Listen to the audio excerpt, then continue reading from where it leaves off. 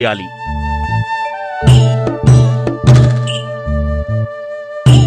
ప్రభుత్వ ఉద్యోగిగా మొదలైన జీవితం ఆదర్శ రైతుగా మారింది. వ్యవసాయంపై ఉన్న మక్కువ ఆ దిశగా అడుగులు వేసేలా చేసింది. యువ రైతులకు పోటీగా సాగులో విజయాలు సాధిస్తూ ముందుకు సాగేలా చేసింది. అందుకే పదవీ విరమణ అనంతరం పూర్తి స్థాయిలో వ్యవసాయాన్ని కొనసాగిస్తున్నారు ఆదిలాబాద్కు చెందిన ఓ రిటైర్డ్ ఉద్యోగి. తనకున్న పొలంలో మామిడి, జామ పంటలు సాగు చేస్తూ మంచి దిగుబడి తీస్తున్నారు. మరి ఆయన సాగు వివరాలేంటో ఇప్పుడు చూద్దాం.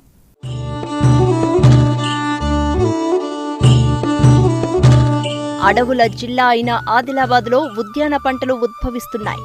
ఇప్పటి వరకు సంప్రదాయ పంటలైన వరి, పత్తి, మొక్కజొన్న, సోయా లాంటి పంటలు సాగు చేసిన ఇక్కడి రైతులు కాలానికి అనుగుణంగా పంటల మార్పును చేస్తున్నారు. ముఖ్యంగా చదువుకున్న వారు వ్యవసాయంలోకి వస్తూ ఉండడంతో పంటల సాగు విధానమే మారిపోతుంది. తక్కువ పెట్టుబడితో నాణ్యమైన పంటలు పండించేందుకు ఆసక్తి చూపుతున్నారు. ఇందులో భాగంగానే ఆదిలాబాద్ జిల్లా గుడిహత్నూర్ మండలం దరమడుగు గ్రామానికి చెందిన రైతు గులాబ్ సింగ్ ప్రకృతి విధానంలో పండ్ల తోటలను పెంచుతున్నారు.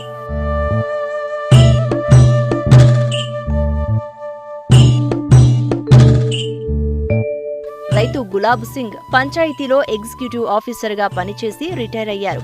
వ్యవసాయంపై ఉన్న మక్కువతో 18 ఎకరాల భూమిని కొనుగోలు చేసి వ్యవసాయం చేస్తున్నారు. అగ్రికల్చర్ పీజీ చేస్తున్న తన కూతురి సలహా మేరకు హైడెన్సిటీ విధానంలో 4 ఎకరాల్లో జామ, మరో 2.5 ఎకరాల్లో మామిడి మొక్కలను నాటారు. ప్రస్తుతం జామ నుండి దిగుబడి ప్రారంభమైంది. అయితే నేను ఇక్కడ మండలంలో పనిచేసేటప్పుడు ఈ పొలం కొనుక్కోవడం జరిగింది. అప్పట్లో కొద్దిగా తక్కువ రేట్లోనే జరిగింది. భూమి కూడా ఇది చెలక భూమి, ఎర్ర నెల భూమి. ఇంకా మనకు కొద్దిగా ఇన్కమ్ సోర్సెస్ పెంచుకోవాలనే ఉద్దేశంతో నాకు కొద్దిగా గైడెన్స్ ఈ తైవాన్ జామ పెడితే బాగుంటుంది, దీంతో ఇంత ఇన్కమ్ వస్తుంది, మళ్ళీ మనకు వేరులకు కూడా మనం కొద్దిగా దారి చూపించినట్టు అవుతుంది. సరే ఎక్స్పెరిమెంట్ టైప్లో అని చెప్పేసి ఇది స్టార్ట్ చేసాం. ఇది 4.5 ఎకర్ల ప్లాన్ చేసిన ఫస్ట్ బిట్. దీనికి 1 ఎకర్కు మనకు 1100 మొక్కలు హై డెన్సిటీలో ఇట్లా 8 ఫీట్, ఇటు 5x5 ఫీట్ పెట్టడం జరిగింది.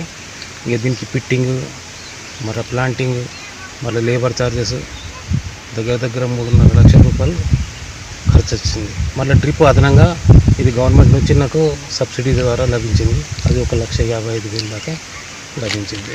మళ్ళీ దాంట్లో మనకు సేంద్రియ ఎరువులే వాడినాం. మొత్తం ఆవు పెండ ఒక 5 లారీలతోటి తెప్పించి దానికి సూడోమోనాస్, డైకోవెరిడి, మళ్ళీ ఫైలాసిస్ ఇవి 3 కలిపేసి దాన్ని బాగా పెట్టేసి అదే ఆ గుంతలలో వేసిన తర్వాత ఎప్పుడైతే మళ్ళీ దానికి డ్రిప్ తోటి దానికి కనెక్షన్ ఇచ్చేసి చెట్లు నాటడం జరిగింది లేబర్ తోటి.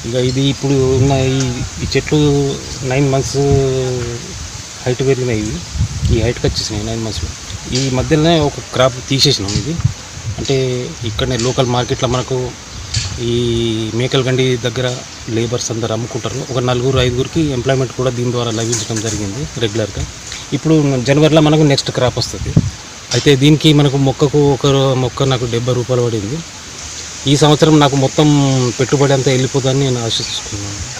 జామకు మధ్యలో మూడు రకాల టైప్ల దానికి బాధలు ఉంటాయి. దానికి చెట్టుకు ఒకటేమో ఫ్లై పండు ఈగ అని అంటారు.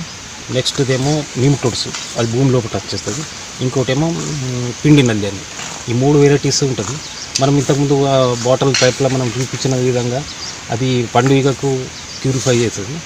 మరలా ఇది ఏదైతే మనము సూడోమోనాస్, ట్రైకోడెర్మా విరిడి అవుతున్నామో అది దీనికోసం నిమ్టోడ్స్కు కంట్రోల్ చేస్తుంది. ఈ పిండి నల్లి కోసం అయితే మనము ఇప్పటిదాకా మనకు రాలేదు, ఎక్కడ అటాక్ లేదు. వస్తే దానికి మాత్రం సర్ఫ్ వేస్తుంది. ఎక్సెల్ సర్ఫ్ వాటర్ తోటి దాన్ని స్ప్రే చేసేస్తే అది కూడా వెళ్ళిపోతుంది. మళ్ళీ వీటికి రెగ్యులర్గా మనకు ఎవ్రీ మంత్ 1919 ఇస్తే కొద్దిగా డెవలప్మెంట్ అవుతుంది. మళ్ళీ నేను వేస్ట్ డికంపోజర్ని బాగా యూజ్ చేస్తున్నా. వేస్ట్ డికంపోజర్ ఎవ్రీ 15 daysకి ఒకసారి దీన్ని యూజ్ చేసి దీని మీద స్ప్రే విరి అయితే ఇప్పటిదాకా ఏం లేదు, ఇట్లనే మెయింటైన్ నడుస్తున్నది. ఒక్కసారి మనము ఎరువు వేసేస్తే 6-7 months దాకా మనకు ఎటువంటి గ్యాప్ లేకుండా ఇది సక్సెస్ఫుల్గా నడుస్తుంటుంది. మళ్ళీ కాయ సైజు కూడా బాగా వస్తుంది దీంతో. ఇప్పుడు ప్రస్తుతం స్టార్టింగ్లో నాకైతే 1.5 to 2 కిలోలు వస్తున్నది. కానీ నెక్స్ట్ ఇచ్చే ఒక చెట్టుకు 5 కిలోల దాకా దరిదాపు ఈల్డ్ వస్తుంది అని నాకు నమ్మకం కూడా ఉన్నది. ఈ జామ చెట్టుకు మనం ఎంత ఫుడింగ్ ఇస్తే అది అంతా మనకు క్రాప్ ఇస్తుంది. మొన్న ఫస్ట్ అమ్మిన దాంట్లోనే 1 లక్ష రూపాయలు వచ్చింది మినిమం దాకా. ఇప్పుడు వచ్చేది జనవరి దాంట్లో ఇంకొక 2-2.5 లక్షల దాకా వచ్చేస్తాయని ఉద్దేశంతో ఆశిస్తున్నాను నేను కూడా. అయితే నేను వేసిన పెట్టుబడి ఈ దాంట్లో వెళ్ళిపోతాయని నా ఉద్దేశంతో.